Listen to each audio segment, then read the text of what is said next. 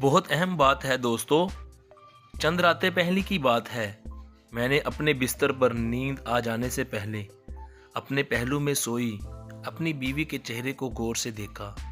उसकी प्यारी सी और नरम व नाजुक शक्ल पर काफ़ी देर गौर करता रहा। फिर मैंने अपने आप से कहा, क्या मस्कीन होती है ये औरत भी।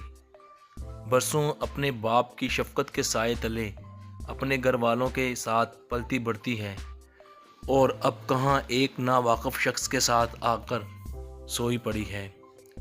और इस नावाकिफ़ शख्स के लिए इसने अपने घर बार माँ बाप छोड़ा, वालिदैन का लाडो प्यार और नाजो नखरा छोड़ा, अपने घर की राहत और आराम को छोड़ा और ऐसे शख्स के पास आई पड़ी है जो बस इसे अच्छे की तलकीन और बुराई से रोकता है।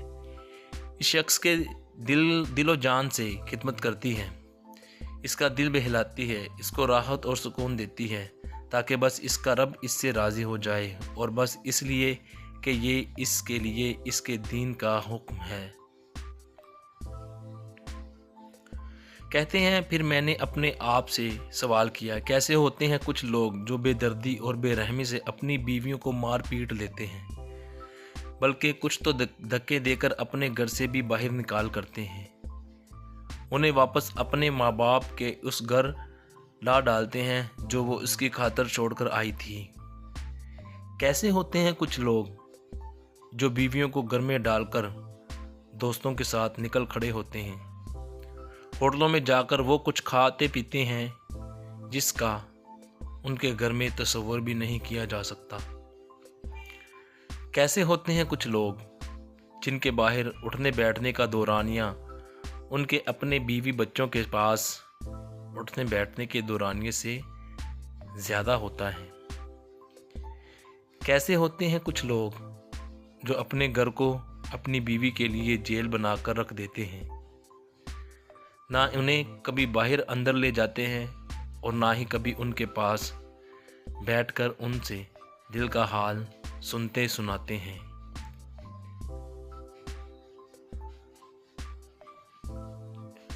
कैसे होते हैं कुछ लोग जो अपनी बीवी को ऐसी हालत में सुला देते हैं कि इसके दिल में किसी चीज़ की खलश और चुभन थी, उसकी आंखों में आंसू थे और उसका गला किसी कहर से दबा जा रहा था। कैसे होते हैं कुछ लोग जो अपनी राहत और अपनी बेहतर ज़िंदगी के लिए घर छोड़कर बाहर निकल खड़े होते हैं, पीछे मुड़कर अपनी बीवी और बच्चों की खबर भी नहीं लेते कि इन पर उनके बाहर रहने के अरसा में क्या गुजरती होगी। कैसे होते हैं कुछ लोग जो ऐसी जिम्मेदारी से भाग जाते हैं जिसके बारे में उनसे रोज़े महशर पूछ-गुछ की जाएगी। अपनी माँ और अपनी बीवी दोनों को बेपनाह इज्जत दो, इसलिए कि एक तुम्हें दुनिया में लाई और दूसरी सारी दुनिया छोड़कर तुम्हारे पास आई। दोस्तों, इस बेहतरीन तहरीर को आप तक पहुंचाने का मकसद यही था कि रिश्तों को पहचानें और वक़्त को अपने हाथ में कर लें। माँ को भी इज़्ज़त दें, बीवी को भी इज़्ज़त दें, बहनों को भी इज़्ज़त दें। देख लो कि बीवी किस तरह से अपना घर छोड़कर आपकी बाहों में आ जाती है और आकर आपकी हर बात मानती है और आपसे समझौता कर लेती है। तो लिहाजा इस तहरीर के ज़रिए हमने आपके दिमाग को, औरों के भी दिमाग, जो भी लोग हैं उन दिमाग को उजागर करने की कोशिश की है, क्योंकि तहरीर असर डालती है और यकीनन डालेगी। लाइक कीजिएगा वीडियो।